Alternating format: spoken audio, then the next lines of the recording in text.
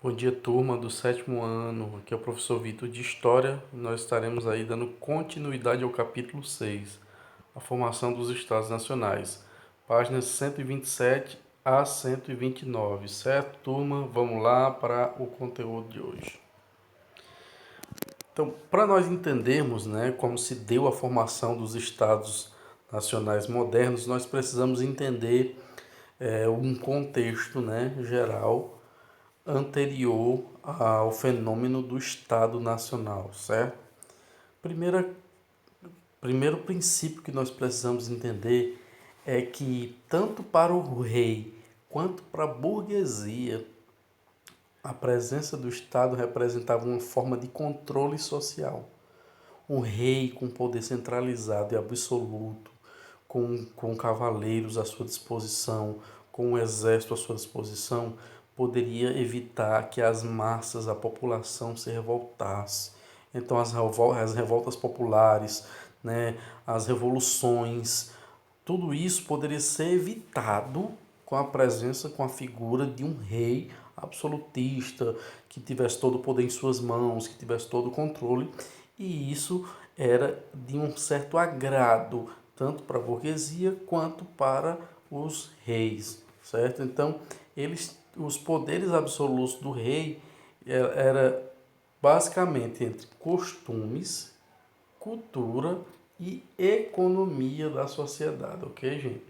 Então, se nós pensarmos no seguinte, os costumes, o rei poderia inclusive acabar com um costume que aquela sociedade tivesse ao longo dos anos, ele poderia acabar, ou impor um costume sobre aquela sociedade. Quem iria contra o rei?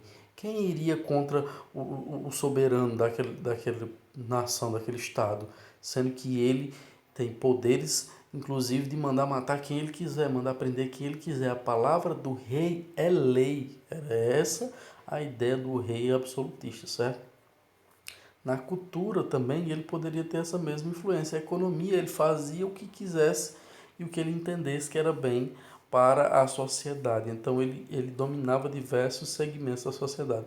Professor, mas ele não dominava a religião, né? Ele dominava lá costumes, cultura e economia, mas a religião não. Ponto.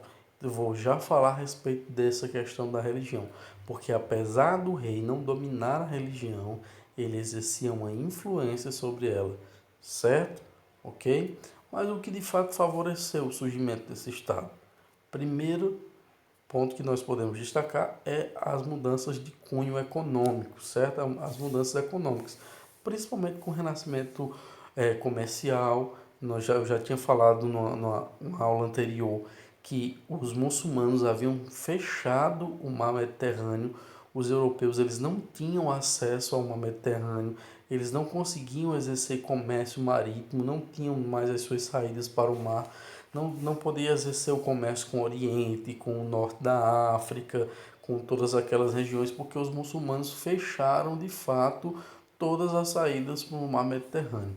Entretanto, com a conquista, né, dos cristãos sobre os muçulmanos, a respeito principalmente da expulsão dos muçulmanos da Espanha, né, e da tomada de algumas áreas que tinham sido dominadas por muçulmanos, a reabertura do mar Mediterrâneo e a um renascimento comercial. Então, as cidades de Veneza e Gênova, na Itália, elas despontam, né, de cara como as cidades mais comerciais da Europa, com feiras gigantescas, com produtos comercializados com todas as regiões do mundo a partir do mar Mediterrâneo e com algumas conexões com o Oriente, Norte da África e outras regiões. Então ocorre esse renascimento comercial e esse renascimento comercial, né, faz surgir uma nova classe. Nós vamos já falar sobre ela. Então, o segundo ponto que favoreceu o surgimento do Estado foi a aliança com a Igreja Católica. Então, vamos lá, ó, aliança com a Igreja Católica, ok? O que ocorre, gente? O rei ele não tinha poderes sobre a igreja, mas ele tinha como fazer alianças, ok? Então ele fez aqui uma aliança com a Igreja Católica, né, para que essa pudesse justificar perante a sociedade, ou melhor dizendo, legitimar perante a sociedade a figura do rei como o escolhido de Deus, certo? Como aquele que foi escolhido por Deus para reger a nação.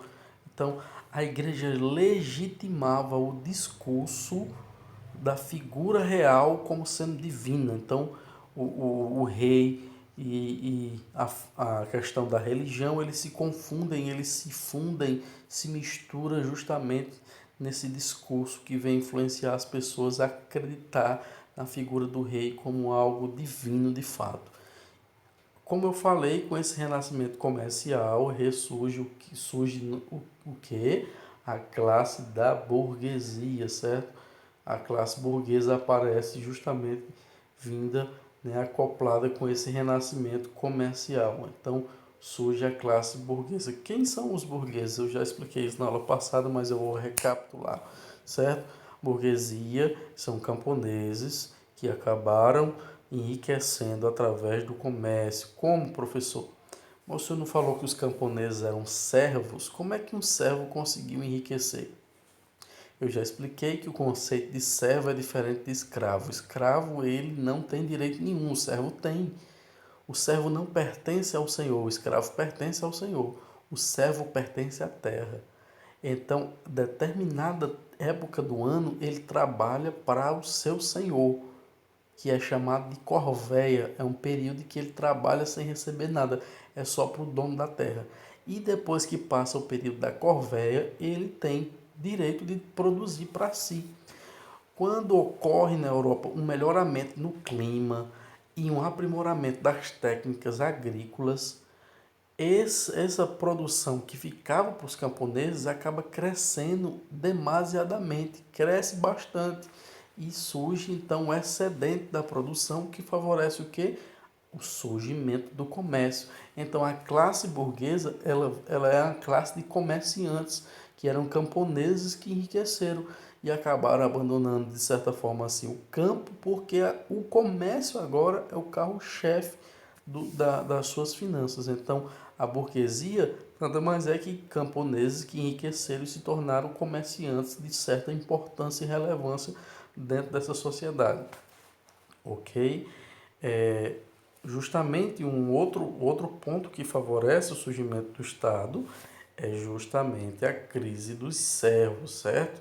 Que apesar de alguns terem mudado, né, de patamar na sociedade, terem adentrado a uma nova classe que estava surgindo, que era a burguesia, outros não conseguiram, certo? Outros continuavam lá trabalhando no campo e não aceitavam mais a situação de miséria, certo? E a situação precária a qual eles estavam passando. Então começa a ocorrer uma crise dos servos ali nessa sociedade. E isso fez gerar uma efervescência popular, as pessoas já não estavam mais aceitando a situação na qual elas estavam vivendo. Então, primeiro, a Igreja Católica legitima a figura do rei. O rei faz aliança com a classe burguesa, porque vê na figura do rei uma figura centralizada, onde eles poderiam pagar os impostos centralizados, onde eles poderiam ter um padrão a seguir, certo? Eu já expliquei a vocês a dificuldade que os burgueses tinham com os feudos, porque cada feudo era como se fosse um pequeno estado. Então o senhor feudal cobrava o imposto que queria, ele aumentava de um dia para o outro, cada feudo tinha um imposto maior, diferente. Então isso prejudicava os comerciantes que tinham que estar se deslocando de um lugar para outro no país, certo?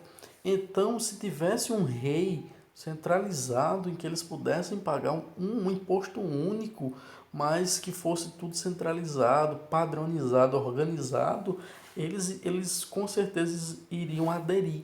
E eles defenderam, foram ferrenhos defensores de uma monarquia absolutista, certo? Então, essa classe burguesa luta juntamente com a Igreja Católica para que a monarquia seja estabelecida de uma forma absoluta. E justamente as efervescências populares favoreceram esse processo também. Gente, essa foi a aula de hoje. Eu vou estar mandando a atividade para vocês por áudio. Qualquer dúvida, revejam o material, tirem as dúvidas e até mais, gente. Um bom dia.